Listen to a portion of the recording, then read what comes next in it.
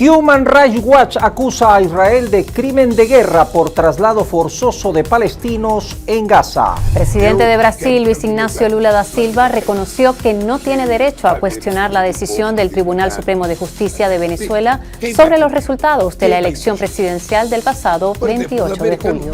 Fiscal de Venezuela niega que existan presos políticos en el país. Comenzó en Venezuela plan piloto para regularizar el uso de celulares en las escuelas. Carlos Mendoza y Jackson Chourio brillan en las grandes ligas. Y al cierre de esta edición les contaremos cómo Irlanda logró reciclar más de 600 millones de botellas y latas de plástico en apenas 9 meses. Como crímenes de guerra califica Human Rights Watch el continuo desplazamiento de palestinos en Gaza, mientras que en Venezuela, Brasil reconoce que no tiene derecho a cuestionar la decisión del Tribunal Supremo por los resultados electorales. Estos algunos de nuestros titulares. Bienvenidos, Melanie. Bastante información para compartir con ustedes en esta jornada. Comenzamos. Las reiteradas órdenes de evacuación de Israel en algunas partes de Gaza constituyen crimen de guerra de traslado forzoso, destaca un informe del Observatorio Nacional de Derechos Humanos. Agrega que el sistema de evacuación de Israel a menudo solo sirvió para propagar el miedo y la ansiedad. También acusa a este país de que sus acciones parecen cumplir también con la definición de limpieza étnica en las zonas a las que los palestinos no podrán regresar. El informe de Human Rights Watch de 184 páginas se realizó sobre 36 entrevistas a palestinos desplazados en Gaza, analizando el sistema de evacuación de Israel, incluyendo 184 órdenes de evacuación e imágenes por satélite que confirman una destrucción generalizada y verificando videos y fotografías de ataques en zonas seguras y rutas de evacuación designadas. Y en medio de la tensión diplomática con Venezuela, el presidente de Brasil, Luiz Inácio Lula da Silva, manifestó este 10 de noviembre que no tiene derecho a cuestionar la decisión de la Corte Suprema de otro país. Esto en referencia a la decisión del máximo tribunal venezolano, el TSJ, que validó la proclamación del triunfo del presidente Nicolás Maduro en la elección del pasado 28 de julio. Yo no tengo derecho a estar cuestionando a la Corte Suprema de otro país, porque yo no quiero que ningún país cuestione mi Corte Suprema. Lo que hicimos allí fue seguir el proceso electoral, y el día que terminaron las elecciones, mi ministro, que era mi enviado allí, Celso Amorim, le preguntó a Maduro si podía mostrar las actas de votación, y le preguntó al candidato de la oposición. Ambos dijeron que las mostrarían. La verdad es que los dos no las mostraron. Yo quiero que Venezuela viva bien. Ya sabes, que cuiden al pueblo con dignidad. Yo me ocuparé de Brasil, Maduro que se ocupe de Venezuela, el pueblo venezolano que se preocupe de Maduro, y yo me preocupo de Brasil. Y vamos a seguir adelante, porque yo tampoco puedo seguir preocupándome. A veces peleando con Nicaragua, otro día pelearme con Venezuela, a veces peleando con no sé quién. Tengo que intentar luchar para que este país funcione. Estoy de acuerdo con Lula. Cada país tiene que buscar la manera de resolver sus asuntos, sus conflictos, sus problemas. Me parece que ha sido una reflexión sabia de Lula. Pudiera decir, punto a favor de Lula. En un movimiento que fortalece a los halcones dentro de la Casa Blanca y al Pentágono, Donald Trump nombraría al senador por la Florida, Marco Rubio, como nuevo secretario de Estado. Rubio es visto por muchos como el rostro de la política dura de Estados Unidos hacia América Latina. El nombramiento a criterio de analistas constituye una clara muestra de la errática situación de la política exterior norteamericana. Figuras como Rubio han encontrado apoyo entre los estadounidenses no por sus propuestas políticas, sino porque representa una salida a las amenazas al denominado American Dream o sueño americano. En definitiva, el nombramiento de Rubio sería un claro guiño a los temores más sentidos de la sociedad estadounidense y el descontento y frustración que tienen y que ha sabido capitalizar Trump. Y la ONU informó que casi el 70% de los muertos por los ataques israelíes en la Franja de Gaza eran mujeres y niños. La Oficina de Derechos Humanos de la ONU precisó que la víctima más joven, cuya muerte ha sido confirmada por los observadores del organismo internacional, fue un niño de un día de nacido y la de mayor edad fue una mujer de 97 años. Así lo reveló un informe que recopiló datos de los primeros 6 meses de la nueva escalada contra el pueblo palestino que inició el 7 de octubre de 2023. Los niños representaron el 44% de las muertes, siendo las víctimas de entre 5 y 9 años la categoría de edad más numerosa. El informe además revela que los ataques de Israel dirigidos contra la población civil también ocasionaron la muerte de familias enteras. Para ese entonces, unas 170 familias habían perdido entre 10 y 29 de sus miembros, datos que seguramente se han elevado considerablemente en los últimos meses. Como mucho más precaria se califica la situación de Ucrania tras la victoria del republicano Donald Trump, así como la crisis en el partido del canciller alemán Olaf Scholz. Ucrania depende profundamente de los recursos de la OTAN para mantener su estrategia de defensa y garantizar sus acciones contra el territorio ruso, especialmente de Estados Unidos y Alemania. Su costo ha sido profundamente criticado por ambos países y con las declaraciones de Trump de poner fin al conflicto y la profunda crisis política y de popularidad a la que se enfrenta el actual gobierno alemán, dejan muy poco espacio a Kiev para prolongar dicho conflicto.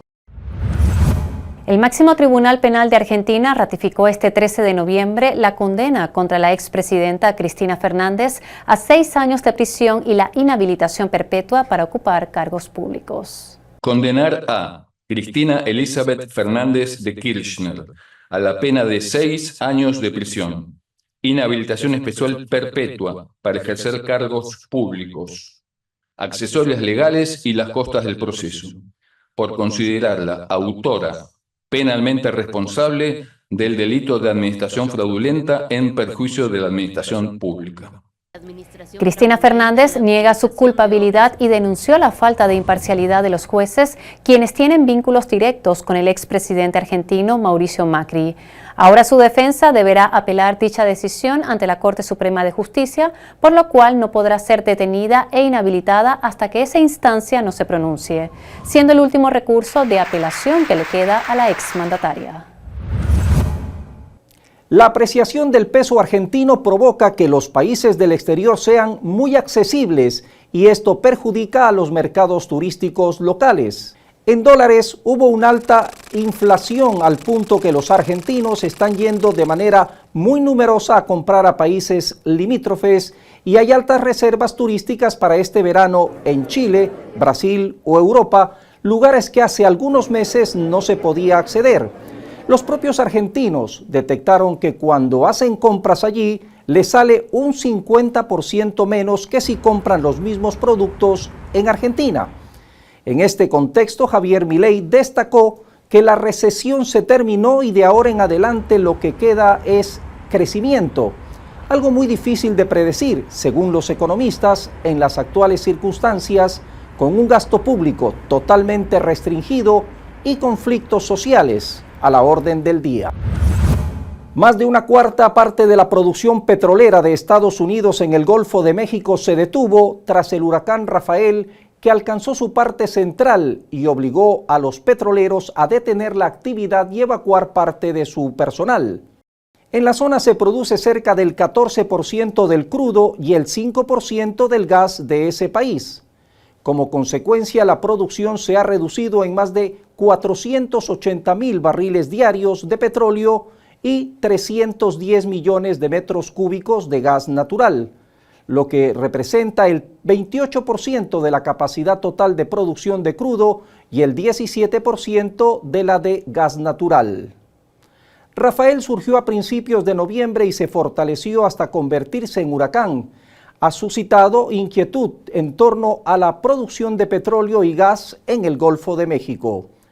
Los modelos informáticos mostraron que en caso de persistir el mal tiempo podría ocasionar pérdidas de unos 4 millones de barriles diarios, según el portal Oil Price. Por primera vez en la historia, el desierto de Al-Haf, ubicado en el norte de Arabia Saudita, se convirtió en un paraíso invernal tras la primera nevada registrada en la región. Este fenómeno histórico en una zona conocida por sus altas temperaturas y clima árido sorprendió a los habitantes locales que nunca habían visto algo similar. Sus icónicas dunas se cubrieron de nieve. Según reseñan agencias de noticias internacionales, este cambio inusual en el clima fue provocado por un sistema de baja presión que llegó desde el mar Arábigo, trayendo consigo aire húmedo que desató intensas lluvias y granizo a principios del mes de noviembre, lo que ocasionó inundaciones en los valles de la zona y finalmente una sorprendente capa de nieve. Este fenómeno ocurrido el pasado 5 de noviembre generó una serie de debates sobre el cambio climático y sus efectos en el planeta. Según la Asociación Estadounidense de Psicología, la denominada fatiga de decisión genera que la persona se sienta abrumada al enfrentarse a un sinnúmero de decisiones diarias, independientemente de los grandes o pequeñas que éstas sean. Tratar de conciliar todo eso en la vida diaria requiere de un esfuerzo considerable, lo que dificulta la toma de otro tipo de decisiones. Cuando se experimenta la fatiga en la toma de decisiones, esto puede perjudicar el juicio y animar a tomar una decisión apresurada o evitar la toma de decisiones por completo.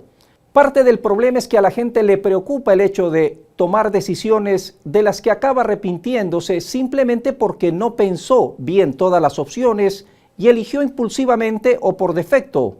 Una de las mejores maneras de producir la fatiga de decisión es automatizar el aumento o el número de elecciones que se hacen cada día. Otra estrategia es intentar anticiparse a los momentos de mayor carga emocional y cognitiva para reducir el número de decisiones que hay que tomar durante ese tiempo o delegar en lo posible algunas de ellas. Varias regiones de Colombia están en emergencia debido a las intensas precipitaciones que han ocasionado inundaciones en los últimos días. Ante esta situación, el presidente de ese país, Gustavo Petro, declaró la situación de desastre nacional este 10 de noviembre. La declaratoria permitirá al gobierno movilizar recursos a zonas críticas. Se declara situación de desastre en todo el país en virtud de la variabilidad climática generadora de impactos imprevisibles e inusuales, aumentando la vulnerabilidad en los territorios. Nos centraremos en todo el territorio nacional. Hay impactos en diversos departamentos en este momento de diversa magnitud, pero hay 3 zonas hoy con una escala muchísimo mayor y es donde parte del esfuerzo se centrará. Alta Guajira, Chocó en todo el departamento y Bogotá por escasez de agua potable. El resto de la nación, porque aún no termina esta temporada de lluvias que se extenderá por todo el mes de diciembre, según nuestras previsiones, pues aparecerán nuevos puntos, ya lo están haciendo en Santander, puede suceder en otras regiones del país, que ameritan la atención de esta declaración de situación de desastre.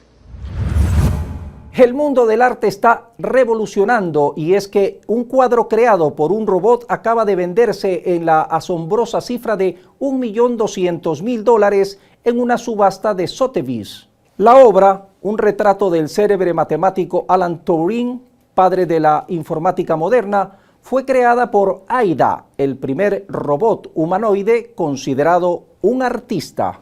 Esta venta histórica marca un hito en la industria del arte, abriendo debates sobre la colaboración entre humanos y tecnología en la creatividad. Aida, desarrollada en el 2019, es un robot de aspecto humano capaz de dibujar y pintar de manera autónoma gracias a la combinación de cámaras, un sofisticado software de inteligencia artificial y un brazo robótico especializado. La obra subastada titulada I Got superó ampliamente las expectativas que inicialmente estimaban un valor de entre $120.000 y $150.000. Esta venta histórica no solo destaca el talento tecnológico detrás de Aida, sino también la creciente aceptación del arte digital en el mercado.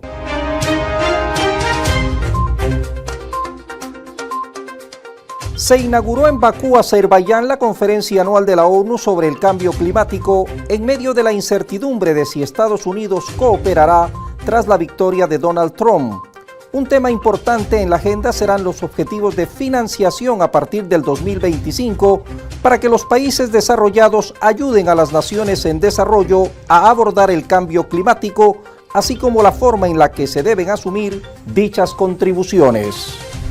El Parlamento de Israel aprobó el pasado 6 de noviembre una ley que permite condenar a prisión a niños palestinos de 12 años de edad, incluida la posibilidad de cadena perpetua si son declarados culpables de asesinato por motivos terroristas. Hasta ese día, las penas de prisión en Israel solo podían imponerse a partir de los 14 años. Según la nueva normativa, los menores que no hayan alcanzado los 14 años de edad serán encerrados en un centro hasta que los cumplan, momento en el cual la ley israelí permite transferirlos a la cárcel. El secretario de Economía de México, Marcelo Ebrard, aseveró que de materializarse los amagos realizados por el ganador de las elecciones presidenciales de los Estados Unidos, Donald Trump, respecto a imponer aranceles a ciertos productos mexicanos, el país latinoamericano responderá de igual forma a su vecino del norte. La propuesta de imponer aranceles del 25% a productos mexicanos si no se frena el flujo migratorio es contraria al espíritu del Tratado de Libre Comercio firmado por México, Estados Unidos y Canadá.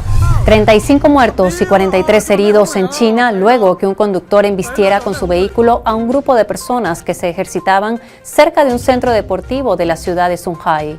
El atropello masivo ocurrió el pasado 11 de noviembre a las 7:48 de la noche, cuando muchos residentes salen a caminar y hacer ejercicios. Tras el atropello, el conductor de 62 años se dio a la fuga hasta que fue detenido por la policía. Previamente trató de herirse con un cuchillo, causándose heridas de gravedad, por lo que fue trasladado a un centro médico donde permanece en estado de coma, por lo que aún no ha podido ser interrogado. La Policía de Investigaciones de Chile concretó la detención del ex subsecretario del Interior de la Presidencia, Manuel Monsalve, quien renunció al gobierno tras haber sido acusado de violar a su asesora. Monsalve fue la mano derecha de Boric durante su administración y su hombre fuerte en materia de seguridad. Además, su figura era transversalmente respaldada tanto por el oficialismo como por la oposición. Este 10 de noviembre, durante una reunión de Evo Morales con la militancia del Movimiento al Socialismo que duró unas 5 horas, el partido declaró al líder indígena como candidato presidencial habilitado para las elecciones de 2025. A pesar de que el Tribunal Constitucional de Bolivia ratificó el pasado 8 de noviembre que Morales no puede volver a ser candidato a presidente, al dictaminar que la reelección en el país es posible solo una vez, de forma continua o discontinua. El único candidato del MAS es Evo Morales.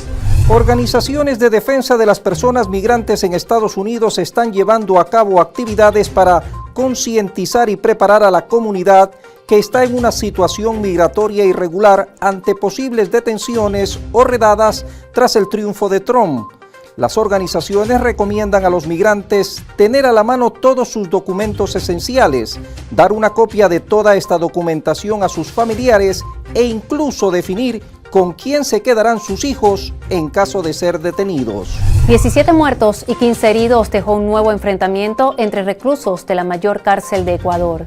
Las autoridades informaron que en la madrugada del 12 de noviembre, en un pabellón de la Penitenciaría del Litoral en Guayaquil, se registraron graves incidentes entre personas privadas de libertad. Además, indicaron que se realizó una requisa a gran escala y que se tiene control absoluto del centro penitenciario. La Fiscalía de Francia solicitó penas de prisión y 5 años de inhabilitación política para la líder ultraderechista Marine Le Pen, lo que podría hacer descarrilar su candidatura a la presidencia en 2027. Le Pen y su partido Agrupación Nacional y más de 20 de sus miembros están acusados de utilizar dinero del Parlamento Europeo para pagar a personal que en realidad trabajaba para su partido en Francia, acusaciones que ellos niegan. El presidente de El Salvador, Nayib Bukele, reconoció que 8.000 personas inocentes fueron detenidas y luego liberadas durante la ofensiva contra las pandillas. Obviamente las operaciones no son perfectas y pues sin ninguna intención de dañar a una persona inocente, algunos inocentes pues obviamente fueron capturados de la misma manera que lo son en Francia, en Alemania, en Japón y en todos los países del mundo, y estamos liberándolos. Ya hemos liberado 8.000 personas y vamos a liberar el 100%. Un hombre que trabajaba para el gobierno de Estados Unidos está acusado de filtrar información clasificada relacionada con una evaluación de planes israelíes para atacar a Irán. Asif William Rahman, detenido por el FBI en Camboya, comparecerá por primera vez ante un tribunal de la isla de Guam. La semana pasada fue acusado ante un tribunal estadounidense de 2 cargos de transmisión deliberada de información relacionada con la defensa nacional, cargos que conllevan largas penas de prisión. Y el fiscal de Venezuela negó que los detenidos por violencia tras las elecciones sean presos políticos. Tarek William Saab rechazó que desde el exterior se impulse una campaña para apoyar a los responsables de esos hechos terroristas que afectaron a toda Venezuela. Hay que recordarlo, supuestamente que estaban en contra de, entre comillas, los resultados electorales que fueron transmitidos en tiempo real por la única autoridad que tiene la cualidad jurídica, legal y constitucional de hacerlo en Venezuela y en el mundo, que es el poder electoral.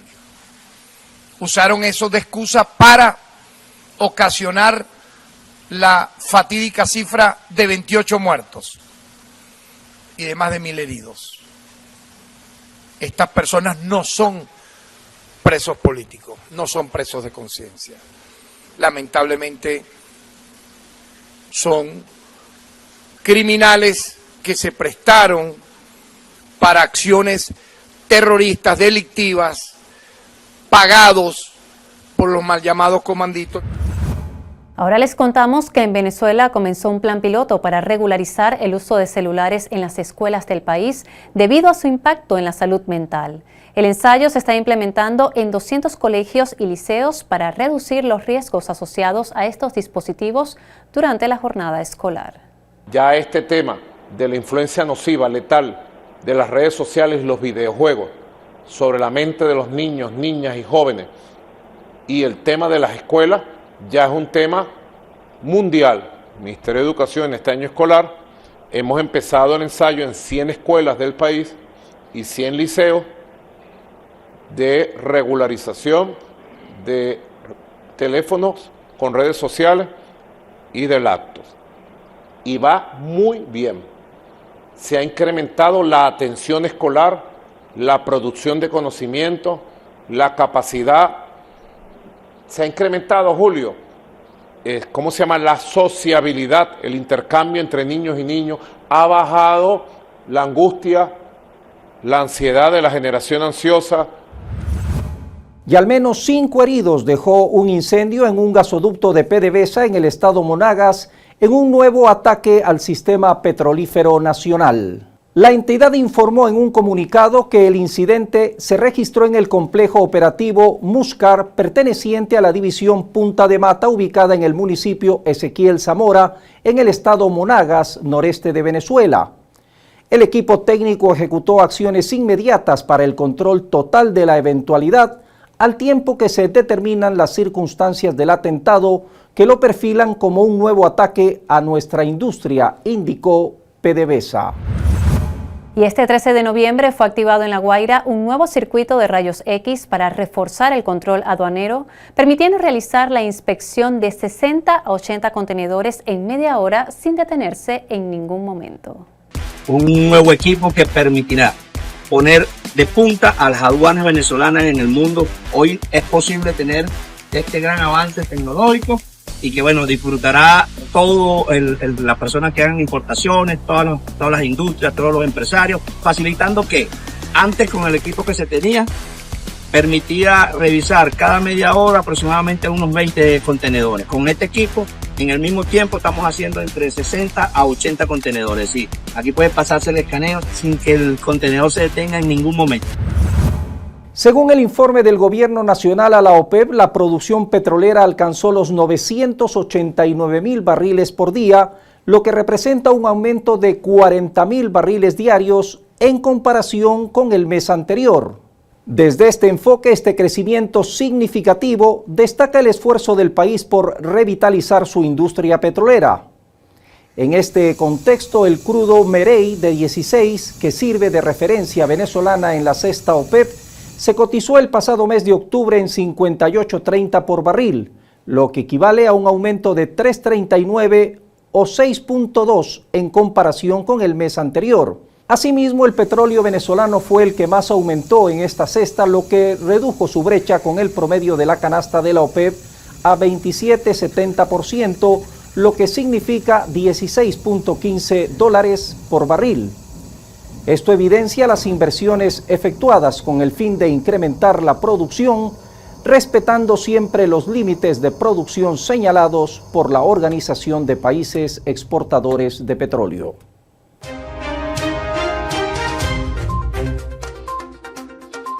Se realizó el Congreso del Bloque Histórico, que incluye las 5 generaciones y 7 transformaciones, con el fin de organizar y motivar la transformación del país.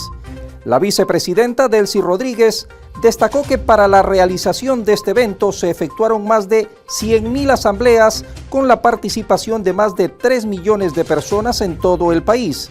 En ellas participaron más de 6.000 delegados, quienes entregaron cerca de 500.000 propuestas al jefe de Estado, Nicolás Maduro, como herramienta para marcar el futuro de la nación. El presidente de Venezuela, Nicolás Maduro, propone que las elecciones municipales, estadales y legislativas previstas para el año 2025 se realicen por separado. Como ustedes saben, la Asamblea Nacional lo que puede formular una propuesta. El Poder Electoral la evaluará en su momento. Pareciera que lo mejor sería ir a una elección separada. Primero alcaldes, después gobernadores y después el Parlamento. Pero esa es mi opinión. Es una opinión más en el debate. 4 personas fueron condenadas a 30 años de prisión por estar involucradas en el sabotaje contra las instalaciones del Sistema Eléctrico Nacional, y la sentencia fue emitida por el Tribunal 3 de primera instancia. Cabe resaltar que los condenados resultaron convictos de delitos de terrorismo, asociación para delinquir y comercio ilícito de materiales estratégicos en las torres de transmisión 19, 20 y 21 de la línea Tigre en Anzoátegui y Sucre. Desde este 14 de noviembre comenzaron a activarse en Venezuela las ferias navideñas, donde ofrecerán ropa, zapatos, juguetes y pinturas para las viviendas, así como los ingredientes de las hallacas, incluyendo carne, pollo y cochino. Las autoridades aseguran que los productos se pueden adquirir hasta con un 30% por debajo del precio que se obtiene en el mercado tradicional. Estas ferias estarán activas hasta el próximo 20 de diciembre. Según la encuestadora Interlaces, la dirigente opositora María Corina Machado se encuentra ya fuera del país. Destacan que la inhabilitada política salió por la frontera de Colombia, pese a en su momento afirmar a través de sus redes que aún permanece en territorio venezolano. La información la dio a conocer a través de una publicación en redes sociales que aseguró que su salida se da pese a que ella aseguró a sus seguidores que no abandonaría suelo venezolano y que se mantendría firme junto a ellos. Este 12 de noviembre, el Hospital Cardiológico Infantil Latinoamericano Dr. Gilberto Rodríguez Ochoa alcanzó la cifra de 14.000 intervenciones quirúrgicas, salvando y mejorando la calidad de vida de niños y niñas que padecían enfermedades cardíacas congénitas y adquiridas. Mañana llegamos a la intervención número 14.000 desde que el presidente Chávez inauguró el cardiológico en el año 2006. Autoridades inspeccionaron la renovación del Museo de Caracas, uno de los más importantes de arte en Venezuela, con una vasta colección que abarca desde la época prehispánica hasta el arte contemporáneo. El Museo de Caracas alberga la historia del país y la figura de Simón Bolívar. Posee además una de las mejores colecciones de arte moderno en América del Sur, así como obras de Picasso, Matisse y Joan Miró. Esta institución cultural se convierte en un referente para los amantes del arte y la historia.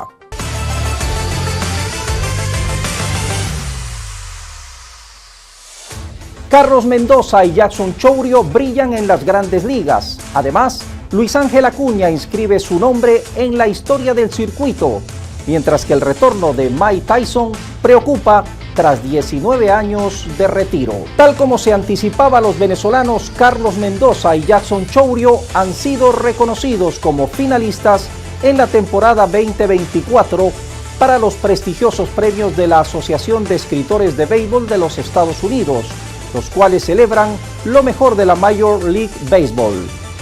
Carlos Mendoza, con 44 años, ha sido seleccionado entre los 3 principales candidatos para Manager del Año en la Liga Nacional.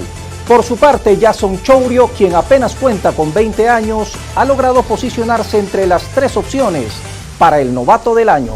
Tan pronto como en su primer juego en la Liga Venezolana de Béisbol Profesional, Luis Ángel Acuña inscribió su nombre y el de su hermano Ronald Acuña Jr. en la historia del circuito, próximo a cumplir los 80 años desde su creación. Alineado como segundo bate y campo corto el pasado martes en su debut con los Cardenales de Lara, el Grande Liga de los Mets de Nueva York conectó un jonrón de 3 carreras contra los Navegantes del Magallanes, logrando algo inédito. Mike Tyson vuelve al boxeo profesional 19 años después de su última pelea y existen preocupaciones sobre su salud neurológica. Su última pelea profesional fue hace más de 19 años cuando perdió contra Kevin McBride, y su última pelea de exhibición fue hace 4 años cuando coincidentemente Paul peleaba en su segundo combate profesional en la cartelera del mismo evento. Inicialmente la pelea estaba programada para julio del presente año, pero se pospuso cuando Tyson sufrió un brote de úlcera.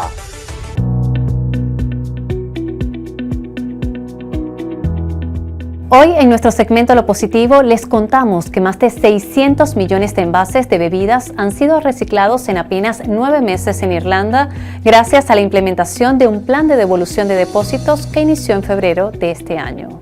En el país fueron instaladas máquinas expendedoras inversas que ofrecen a los consumidores 0,15 centavos de dólar por lata y 0,25 por botella de plástico. Una vez que los consumidores depositan su envase en la máquina, reciben un cupón que pueden utilizar para pagar el precio de una compra o canjearlo por dinero en efectivo.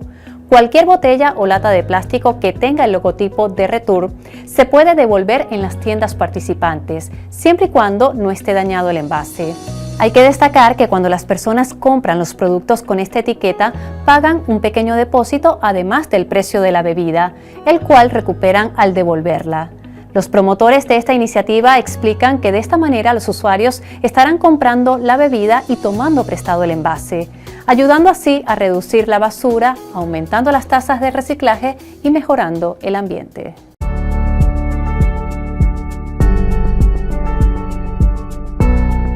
El 14 de noviembre se celebra el Día Mundial de la Diabetes, una enfermedad que no muestra signos de disminución y que con la prevención adecuada, buenos tratamientos y educación a los pacientes puede controlarse satisfactoriamente. Te contamos las novedades de la campaña de este año y qué puede hacer para celebrarlo. El tema para el Día Mundial de la Diabetes 2024 es Diabetes y Bienestar. Se trata de que las personas con diabetes puedan disfrutar de una vida mejor, con un acceso adecuado a la atención sanitaria que les permita tener una buena calidad de vida. La diabetes es una enfermedad que, si no se controla, puede provocar graves complicaciones e incluso la muerte. Por ello es tan importante dar a conocer las causas de la enfermedad, sus síntomas y las posibles complicaciones, así como los tratamientos. Se debe actuar a todos los niveles, desde los profesionales de la sanidad hasta los pacientes y sus familiares. Así la dinámica global esta semana. Como siempre, por su gentil atención, muchas gracias.